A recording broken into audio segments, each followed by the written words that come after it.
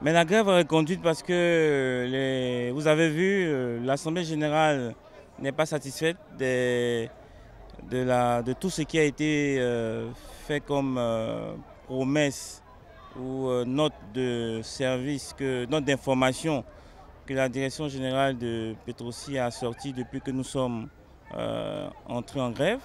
Je voudrais rappeler que nous sommes entrés en grève depuis le 29 juin 2017. Aujourd'hui, il y a une restructuration en cours de l'entreprise, il y a une filialisation de certaines activités, on dirait même une cession, puisque Petrosi se retrouve minoritaire dans des nouvelles structures privées qui sont créées et qui vont prendre certaines unités. C'est une orientation donc, de l'employeur, donc de l'État, du propriétaire qui est l'État de Côte d'Ivoire. Les agents de Petrosi ne peuvent pas aller contre une orientation stratégique de l'État de Côte d'Ivoire, surtout que nous annonce que c'est pour l'émergence en 2020. Et nous avons même en octobre 2016 fait un courrier d'interpellation au directeur général.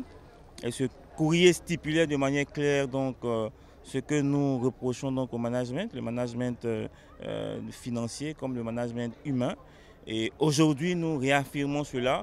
Et nous avons un certain nombre d'éléments qui montrent la mauvaise gestion, même si on annonce des résultats bénéficiaires en 2016, ces résultats auraient pu être 2 fois, 3 fois celles qu'on annonce. Donc ça reste toujours de la mauvaise gestion. Nous demandons un plan social. Voilà. Vous voyez, la démarche, c'est de dire, on ne souhaite pas, on veut le maintien des emplois, mais si on ne peut pas nous assurer du maintien de l'emploi, qu'on mette en place un plan social.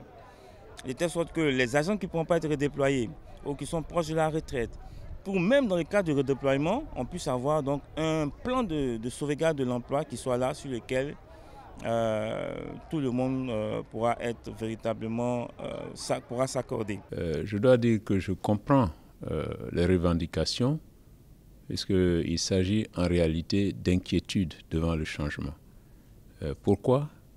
Eh bien, la crise pétrolière est bien connue de tout le monde depuis quelques années. Nous avons connu une chute très forte.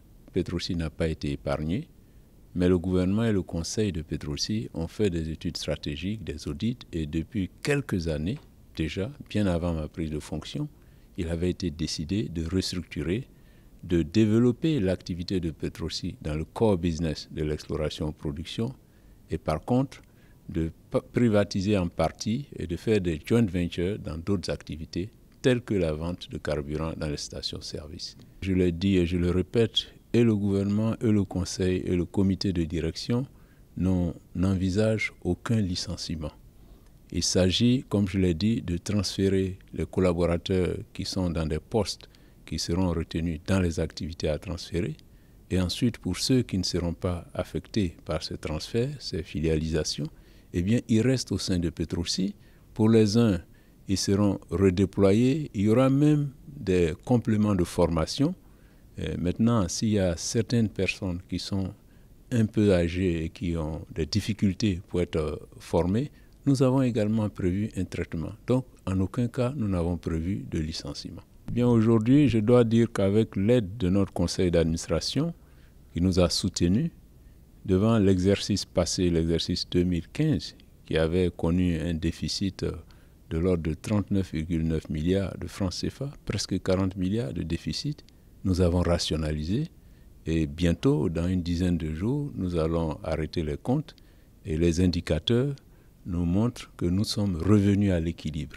Il y aura même un léger excédent. Certaines demandes sociales importantes seront faites, seront satisfaites, telles que l'aide pour la mobilité, concernant certains prêts pour s'installer, etc. Petrosi, il y a 3 ans environ, avait environ 70% de sa part de revenus qui venait de la vente du brut et du gaz. Donc il est évident que lorsque vous connaissez une chute de plus de moitié, de presque réduit à un tiers de ce qui constitue pratiquement les 3/4 de votre source de revenus, vous devez vous restructurer, vous devez revisiter, comme toutes les grandes sociétés pétrolières mondiales, vous allez replanifier, refaire la priorité des projets. Certains projets sont éliminés et bien entendu les coûts de fonctionnement, et il y a une rationalisation tout azimut.